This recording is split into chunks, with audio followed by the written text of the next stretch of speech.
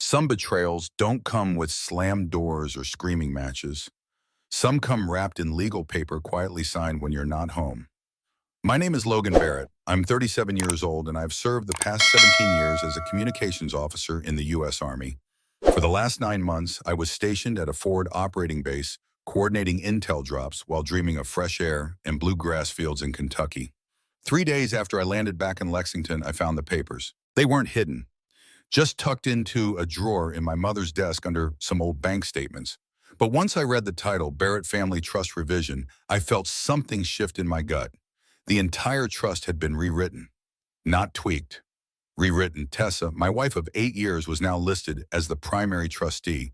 My mother, Margaret Barrett, had been moved to a secondary beneficiary. The date on the document, 4 months into my deployment. I sat in my father's old study, same chair, same desk, reading the document line by line.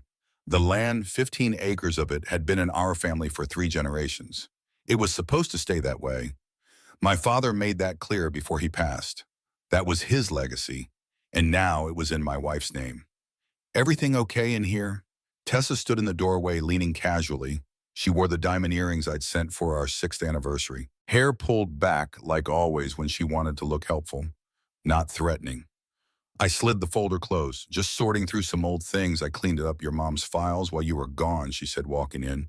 It was a mess. I've been paying the bills, keeping the taxes up to date. She really needed the help. I nodded. Not because I agreed, but because I didn't trust myself to speak. She smiled. The trust needed an update. Your mom was on board with everything. In the other room, the television blared. Mom's game show turned up too loud. She was 82 now. Still sharp sometimes, but I remembered our last video calls. She was forgetting things, confused about what day it was. Repeating questions. Thanks for handling things, I said. It's just a lot. Coming home, of course, she replied, touching my shoulder. Take your time. I've got it covered. That night, while she slept, I sat alone on the back porch. The trees behind the house swayed in the wind. Same wind I used to run through as a kid, barefoot and wild. My dad's voice came back to me like a whisper. Protect what matters, Logan, and don't ever mistake quiet for harmless. The next morning, I kissed Tessa goodbye as she left for work.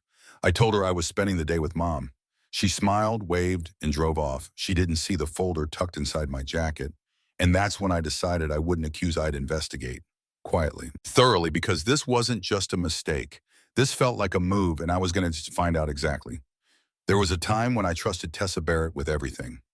My future, my heart, even my mother's well-being. We met 10 years ago in a coffee shop near Fort Campbell. I was in uniform, off-duty, just looking for caffeine. She was all confidence and charm, sharp blue eyes, and a voice that made everything sound like a good idea. By the end of the week, we'd had 2 dinners and a long walk under streetlights. Within a year, we were married. Tessa adjusted to military life easily. She laughed at my field stories, asked questions about my unit, got along with my mother, Margaret, better than anyone I'd dated before. That part meant the most. Mom had always been protective, especially after my dad passed lung cancer, took him fast. But before he left, he sat me down on the porch and said 2 things. Take care of your mother and never let this land leave the family. I promised him I would. After he died, I deployed more often. The world didn't slow down just because I had grief in my chest. Each time I left, Tessa stepped in, more helped Mom with bills, picked up prescriptions, handled things I couldn't from overseas. At first, it felt like teamwork, but little by little, I noticed a shift. When I came home, Mom's handwriting was missing from everything. Bills, checkbooks, notes. It was all Tessa's now. Mom wasn't answering her own phone anymore, either. Tessa picked up instead, always with some excuse. She's resting. She's just tired. She's watching TV. And I believed it because Tessa was organized, because I wanted to believe my home was in good hands. But memory's funny. Looking back, I remember a call from 6 months ago. I tried to FaceTime with Mom from the base. She smiled, then asked what day it was. Twice. She forgot we'd talked the day before. Tessa appeared behind her, smiling too brightly. She's fine, just needs rest, don't worry. Back then I didn't. Now I know better. 2 days after coming home, I asked Mom to lunch. Just the 2 of us. We went to Bellamy's Diner, same place she and Dad used to go every Sunday after church. We ordered her usual chicken salad on rye sweet tea with lemon. How are you really doing, Mom? I asked gently. She smiled, though her hands trembled a little on the glass. Oh, getting by. Tessa's been helping with everything. I nodded. I saw the trust was changed. She blinked. Was it? You signed something a few months ago about the land. She looked confused. Tessa brings me papers, bills, insurance stuff. She explains them, but sometimes I get mixed up. Do you remember signing anything about the house? She frowned. I don't think so. Did I sign something I wasn't supposed to? I reached across the table and held her hand. No, Mom, you didn't do anything wrong. But in my gut, I knew someone else had. And the part that scared me most was how easy it had been. It started with a photo album. I was helping Mom organize old boxes in her bedroom when she said something that stopped me cold. Tessa brought me a nice statement last week. She said casually, handing me a faded picture of Dad in uniform. A statement I asked. She nodded. From the bank, said the investments were doing well. I froze. Tessa said not to worry about the numbers, Mom added. Eyes already drifting to another photo. Everything's taken care. I checked the nightstand. Neatly placed beside a stack of church bulletins was a folder labeled Performance Reports. Inside 3 account statements I'd never seen before. 2 were new joint accounts, Mom and Tessa. The third was a brokerage account. It showed a balance of nearly $400,000. The investments my father had built over decades. They'd been moved, not borrowed, not adjusted, transferred. My fingers turned cold as I flipped through the pages. $78,000 had been withdrawn over 6 months amounts, ranging from $5,000 to $15,000. Always with Mom's shaky signature. Always with Tessa's name on the joint account. This wasn't sloppy. It was organized. It was theft dressed in spreadsheets. I looked up. Mom stood in the doorway holding an old photo of me in my prom tux. Are the numbers good? She asked softly. Tessa says they're fine. I smiled the best I could. They're okay, Mom. I'm just catching up. That night, Tessa suggested we go out for dinner. A welcome home celebration. She booked a reservation at an upscale downtown spot. White tablecloths, real silverware. She wore a new navy dress and a necklace I'd never seen before. You seem quiet, she said, swirling her wine, still adjusting. I nodded. Yeah, still catching up. She leaned forward, eyes bright. Now that you're home, I've been thinking we should finally build on the land. I took a slow sip of water. What happens to Mom? We'll take care of her, of course, but the house is too big now. There's a beautiful senior living community near my office, very exclusive. I already toured it. That's when I knew this wasn't just opportunism. She'd planned it while I was overseas, while Mom was vulnerable, while I was too far away to stop it. I didn't argue, didn't raise my voice, I just nodded, smiled, let her talk. Because now I understood this wasn't a misunderstanding. It was a strategy, and I was going to tear it apart, one receipt, one document, one false signature at a time. The night after that dinner, I couldn't sleep. Tess was already in bed. I sat out on the porch staring across the fields. The moon lit up the outline of the oak trees, the same ones I used to climb when I was 10, yelling like a cowboy. Now I sat there, 45 years old, trying to figure out how I let my own house become a stranger's plan. But something shifted in me out there, something I didn't expect. I wasn't angry, I wasn't even hurt, I was done. Done pretending, done making excuses. And for the first time since I landed back home, my chest didn't hurt. Not from the heart attack, not from the betrayal. It was just still. That stillness told me something important. Tessa hadn't taken everything. She'd given me something I hadn't had in years, clarity, freedom. Not the kind that comes from walking away, but the kind you get when you finally see things for what they are. And when I looked at my life with clear eyes, I saw what needed to be done. I wasn't going to fix this quietly. I was going to fix it completely. If you've ever had to pick up the pieces after someone took more than they should have, if you've ever realized too late that silence doesn't mean safety, subscribe to this channel, because sometimes losing control is what forces you to take it back. 3 days after the dinner, I went back to the house, not to see Tessa. I waited until I knew she'd be at her office. It wasn't about confrontation. It was about facts. I used my key, stepped in, and paused. The air inside smelled different, new cologne, not mine. In the kitchen, 2 empty wine glasses sat in the dishwasher. A half-burned candle on the counter. A scarf I didn't recognize draped over a chair. I didn't waste time. I packed a small duffel bag, just the essentials. Clothes, important documents, my birth certificate, my military ID, the small lockbox with my dad's discharge papers and the deed to the property. Then I noticed it, the hallway table. For as long as I could remember, there was a photo there. Me and Tessa on our wedding day, framed in cherry wood, smiling happy. It was gone. She hadn't even tried to replace it. I left the house and drove straight to Douglas Crane's office. He had the refinance paperwork spread across the desk before I finished sitting down. "Good news," he said. "You refinanced 3 months ago under your name." "Only," I nodded. "Tessa didn't come to the signing. Said she was too busy." He smiled. "That oversight just became your advantage. The house, the land was still legally mine. And thanks to the medical clause we'd included after my father's death, any financial decisions made without my consent while I was incapacitated were subject to challenge." I sat back in the chair and exhaled. This wasn't over. Not even close, but now I had footing. Tessa had spent months maneuvering. She thought she was 4 moves ahead, but she'd underestimated the one thing she couldn't fake: paperwork. 2 days later, I got the call I'd been expecting. Logan Douglas said, "Tessa's hired an attorney, Patricia Moore." I knew that name. Moore was one of the most aggressive divorce lawyers in the state, the kind who didn't settle. She went for everything: retirement, accounts, property, equity, even future income. "What does that mean for us?" I asked. "It means she's not backing down," he replied. "And we move first." Douglas filed an emergency motion to freeze the accounts. A hearing was set with Judge Ellen McCarthy. We arrived at the courthouse just before noon.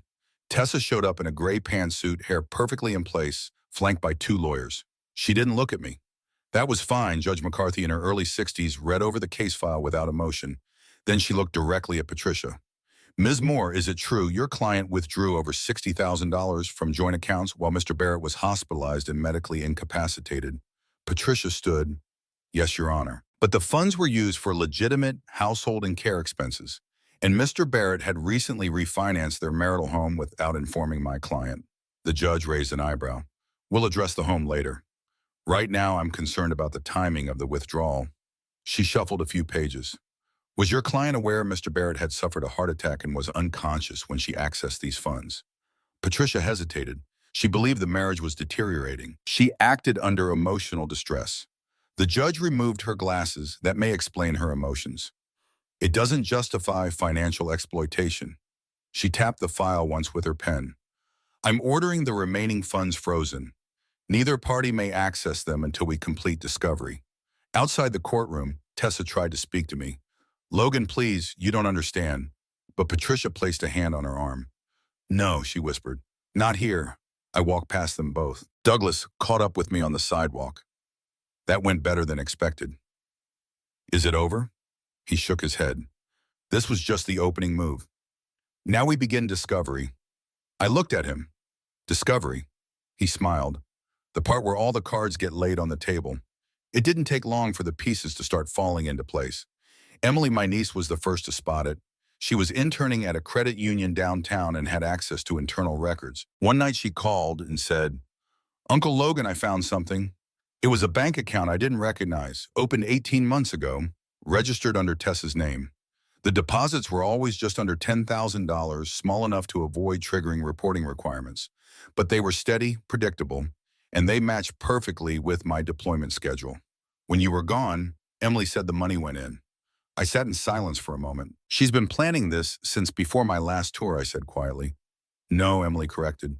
"She wasn't just planning to leave. She was planning to be ready, in case you did." Later that same day, I received a text from our old neighbor, Harold. It read, "Hey, everything okay? Haven't seen you around. Tessa's had a guy over a few times. Thought you should know." I didn't reply. Instead, I called Douglas and told him to meet me at the county clerk's office. We requested the original notarized trust amendment. There it was, filed by a notary named Megan Hill. I recognized the name. She worked at Westbrook Law, the same firm where Tessa's college roommate, Charlotte Green, was a partner. A connection Tessa never mentioned. I went straight to the firm. Charlotte wasn't in, but Megan met me in a small conference room. She looked nervous the second she saw me. "You're Tessa's husband," she said quietly. I nodded. "Did you notarize my mother's signature?" "Yes, but Tessa brought the paperwork. Said her mother-in-law had already signed it, that she was too unwell to come in." "Did you actually see her sign it?" "No," Megan admitted. "I stamped it based on Tessa's word." That night, Charlotte Green called me herself. We met the next morning at a quiet cafe. She got straight to the point. She told Megan, "Your mother signed it willingly, but your mother never came to our office. And we didn't draft the document. Tessa brought it in already prepared." She paused, then added, "Last year, she asked me how to liquidate property, and Move assets offshore. I assumed it was for a client. I raised an eyebrow. Was there more? Charlotte nodded. 3 years ago, she asked about divorce law, about how military pensions work, how spousal support is calculated if someone's deployed 3 years ago. That was when my deployment schedule intensified. I leaned back in my chair. She started all of this the moment I was too far away to stop it. Charlotte nodded slowly. I'm sorry, she said. I stood up. Don't be. You just gave me everything I needed. 10 days after Charlotte gave me the final piece of the puzzle, Douglas filed for an emergency hearing. The motion challenged the validity of the trust amendment and seek full restitution for financial exploitation. The judge assigned was Ellen McCarthy, known for her strict courtroom and low tolerance for manipulation. The night before the hearing, I received a package from my private investigator. Inside was a flash drive. On it were financial documents that Tessa had tried to delete, records showing over $40,000 in payments to her personal credit cards, traced directly to my mother's accounts. Also included a lease agreement, an apartment in Louisville, signed 6 months ago. Under her maiden name, Tessa Donovan. That morning, I moved my things out of the master bedroom. When Tessa noticed, I told her I'd been thrashing in my sleep, didn't want to wake her. She nodded, distracted. She had no idea what was coming. At 7:00 a.m., a sheriff's deputy knocked at the door and served her court papers. I stood in the kitchen while she read them. What is this? She snapped. Today, a hearing to review the trust, I said calmly, and your withdrawals. You planned this, she said, stunned. Behind my back, I looked her in the eye. Learn from the best. We arrived separately. She brought a team of lawyers in dark suits. I brought Douglas. And my mother, Judge McCarthy, opened the session with no small talk. This is a hearing to determine the validity of a trust amendment signed by Margaret Barrett and whether there was undue influence by the defendant, Tessa Barrett. Douglas began. He showed the timeline, my deployment, my mother's health decline, the unauthorized financial movements. Then came the experts. Dr. Eleanor Price testified. She confirmed my mother's early-stage dementia likely began over a year ago, long before the trust was changed. The forensic accountant took the stand next.